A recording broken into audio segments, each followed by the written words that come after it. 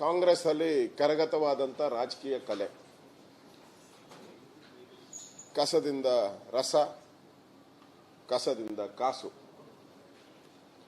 ಈ ರಾಮ್ಕಿ ಕಂಪನಿಗೆ 339,437 ಈ ಟೆಂಡರ್ ಏನಿದೆ, ಈಗಾಗಲೇ ನಾನು ಉನ್ನತಾಧಿಕಾರಿ ಸಮಿತಿಗೆ ನಾನು ಒಂದು ಪತ್ರವನ್ನು ಬರೆದಿದ್ದೀನಿ. ನೀವು ಬೆಂಗಳೂರವರು, ಅಂಜು ಪರ್ವೇಜ್ ಅವರು, ನೀವು ಬೆಂಗಳೂರು, ನಿಮ್ಮ ಮಕ್ಕಳು ಬೆಂಗಳೂರು, ನಿಮ್ಮ ಮೊಮ್ಮಕ್ಕಳು ಬೆಂಗಳೂರು, ಇದು 3 ತಲೆಮಾರಿಗೆ ಟ್ಯಾಕ್ಸ್ ಕೊಡಬೇಕಾಗ್ತದೆ. ಅದರಿಂದ ನೀವು ಮಾನವೀಯತೆ ಜೊತೆಗೆ ಬೆಂಗಳೂರಿನ ಒಬ್ಬ ನಾಗರಿಕ ಅಂತ ಹೇಳಿ ಕನ್ಸಿಡರ್ ಮಾಡಿ ನೀವು ಕೊಡೋಂಥ ಒಂದು ವರದಿ ಏನಿದೆ ಅದು ಬೆಂಗಳೂರಿನ ಭವಿಷ್ಯದ ದಾಖಲೆ ಆಗೋತದ್ದು.